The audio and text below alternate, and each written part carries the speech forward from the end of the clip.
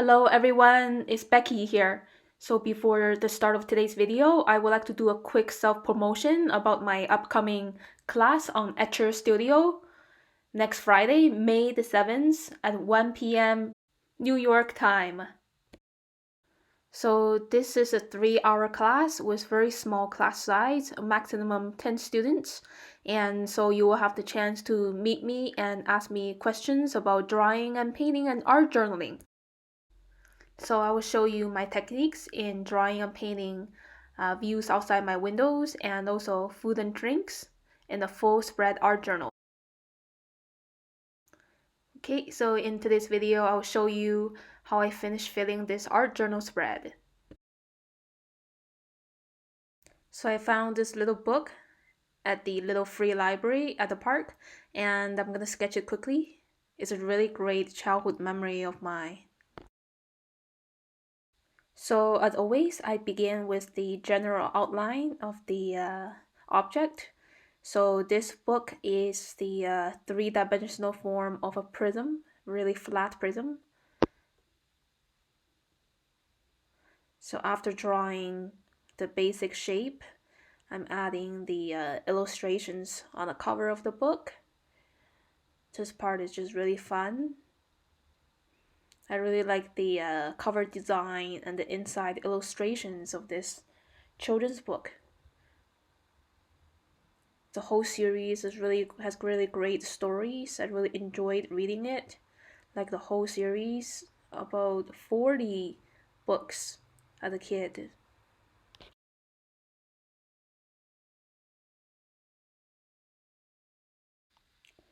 So as I remembered, each book in this series is about a brother and sister travel back in time in a magic tree house by traveling back and visiting at one point in space and time in history.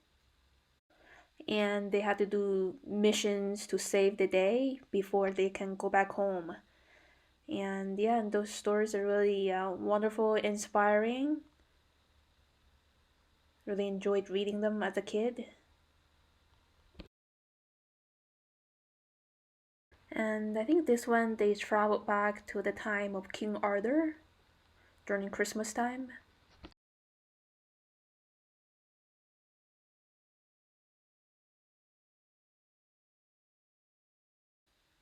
So before painting, I like to wet the areas first with clear water by squeezing my water brush. Kind of adding the lightest colors first. Light green and then wet on wet, a darker kind of green. Using small brush strokes.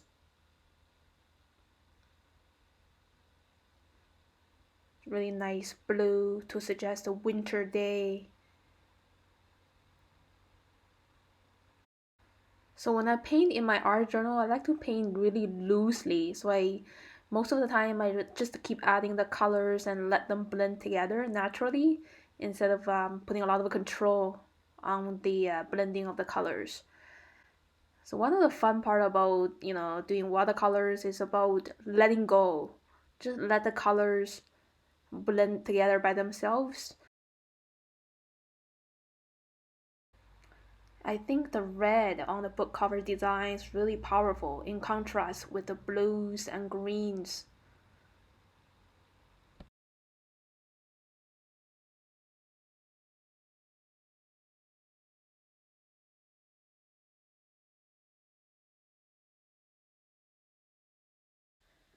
And finally, I want to add like a warm background for this book just to make it pop even more. A warm orange, and then doing the little shadow.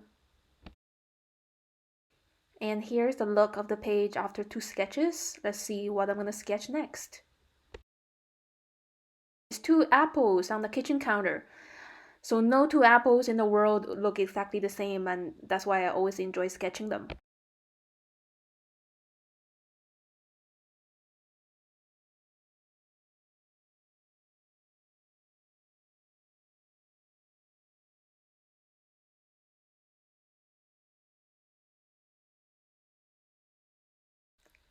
So just seeing, observing, and tracing the shape of the apple's outlines first.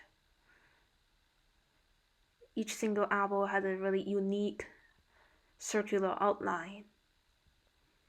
And now I'm adding the surface textures for the apples. They have tiny little streaks following the surface curve of the apple.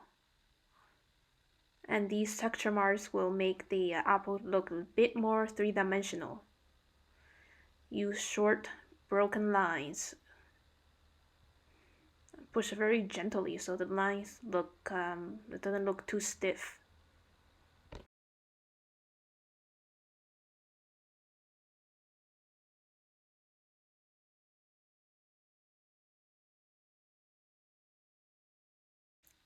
Sometimes I like to draw platforms for the object that I'm sketching. And as always, wetting the areas first with clear water before adding any colors on top.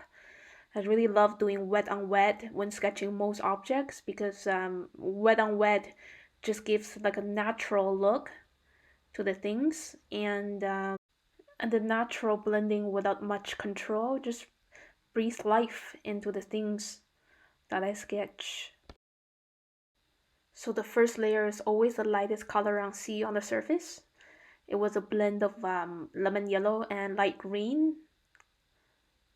And now I am blending on some red streaks because that's how some apple looks like. They have a light underlayer of yellow or green, and they have a darker, brighter red on the surface layer.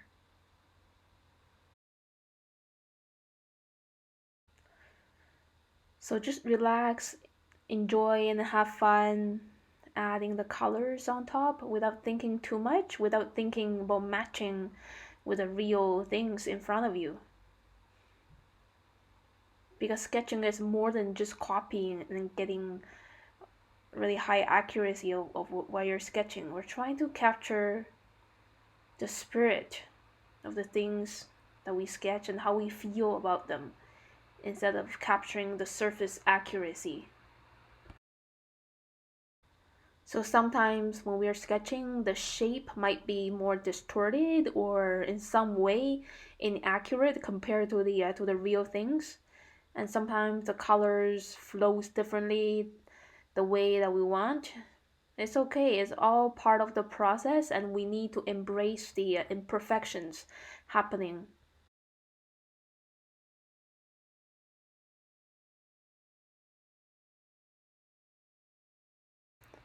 So if we want more crisp streaks of red for the top layer of the apple, then we have to wait for the previous layer to dry almost completely so the streaks won't merge with the previous layer. So this is called wet on dry technique. Adding some darker green for the dent. So I noticed that most apples have greens on the inside the dent.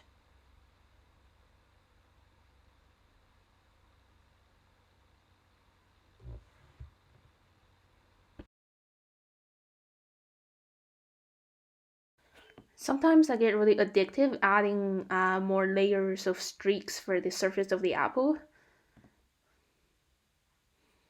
It just makes it look more dynamic this way by adding more layers.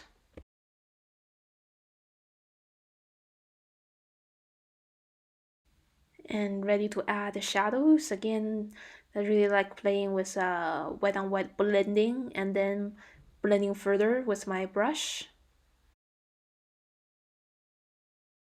And here's the look of my art journal spread after 3 sketches. Let's keep going.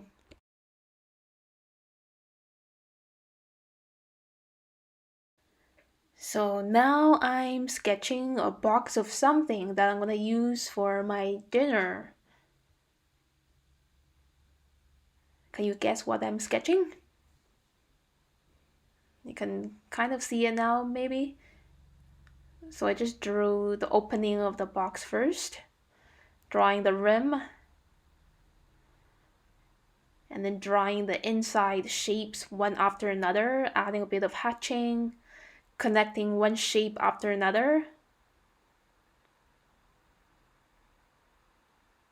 They're all different sizes, irregular circular shapes. Now I think you can tell they're mushrooms. All right, so they have lots of like little tiny textures on the surface. So I use tiny little broken lines. And now drawing the body of the plastic box, the shape of the plastic wrap, the rims, the fold of the plastic wrap, and the inside is very, very dark because the box is already black. The inside is even darker. Adding some shadows with hatching and adding the label, the sticker details.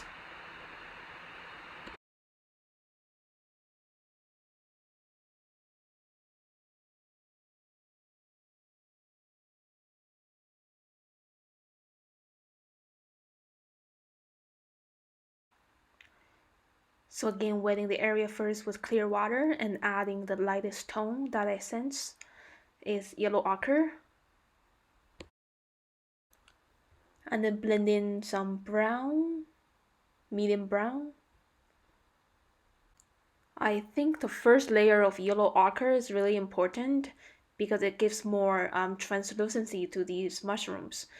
Because when you see the mushrooms, for in the first sight, they look brown, and you just add on brown, then those mushrooms would look too solid. So the first layer of yellow ochre and then blending on medium and now a darker shade of brown is really giving like a more dynamic look for the mushrooms. So they don't look really too solid with these multiple layers of wet on wet colors.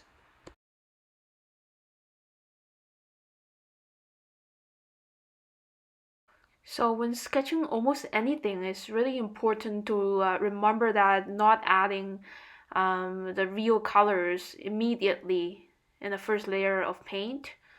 So we have to see the lightest tone, see and sensing the lightest tone, and then adding the medium and darker tone. So there's like a layers of interest. And so there's a natural transition of colors, which gives more life to the things that we sketch. So the box is actually black. So when I paint something black, I don't use black directly from the paint palette. I mix my own black by mixing blue and purple together. So there's more life. And same at the shadows.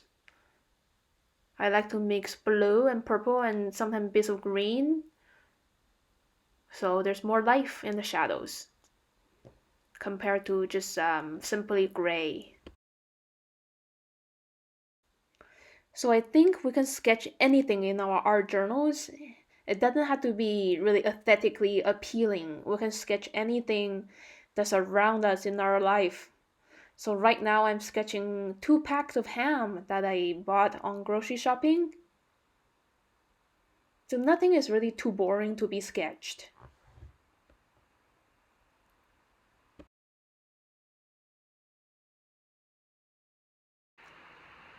So I really enjoy sketching food packages because the package designs are usually pretty fun to draw.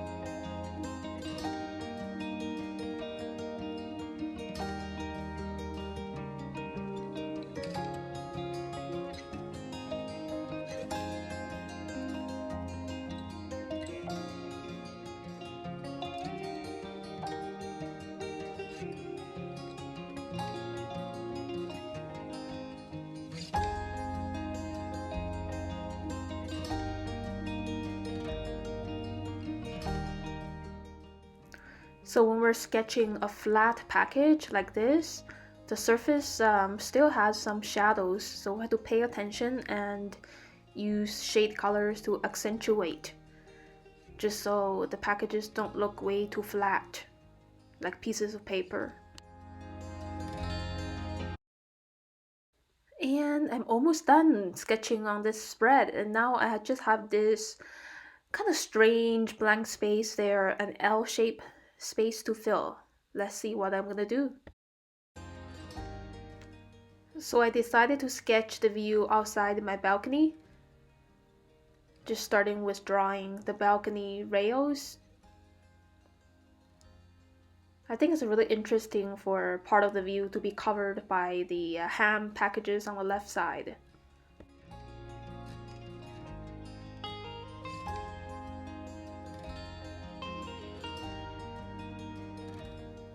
And now adding the tree branches and twigs that I see.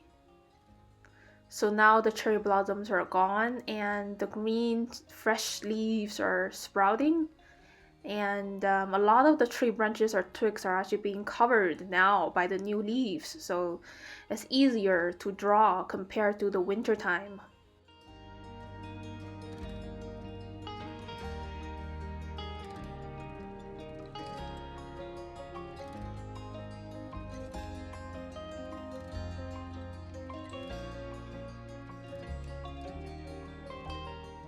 I think adding the car between the balcony rails is really interesting because it gives a sense of proportion.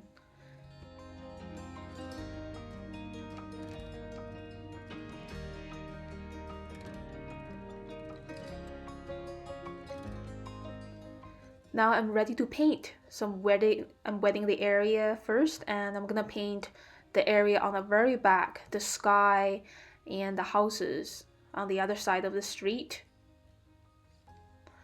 I'm painting very lightly. The paint are very much diluted by water, and just keeping the things in the background very simple, just basic shapes.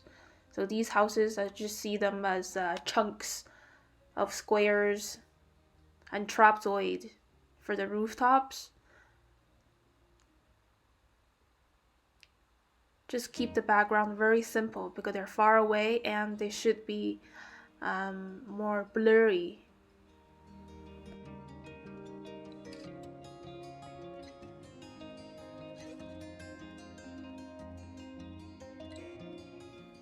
And just go straight with my brush to paint the trees a bit far away. So I think it's a good idea that we don't have to use pen lines to draw every single thing. Maybe I think sometimes I like to paint the things that are more far away directly using paint instead of using line works. So there's a sense of depth.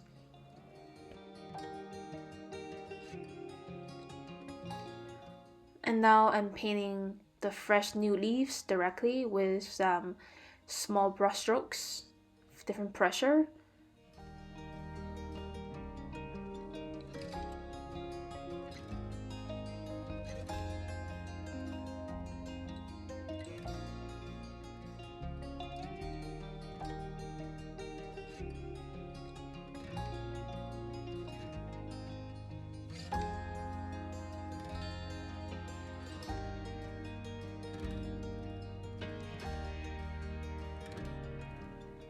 And now adding a darker shade of green on top just to create more sense of depth.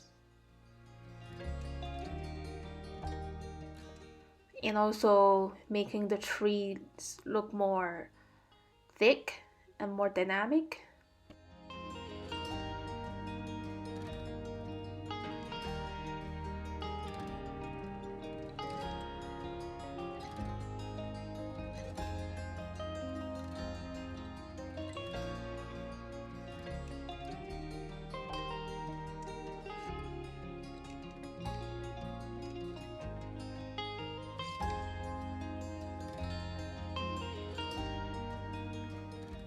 And finally using dark brown to paint the thin twigs. So now the tree has a better definition.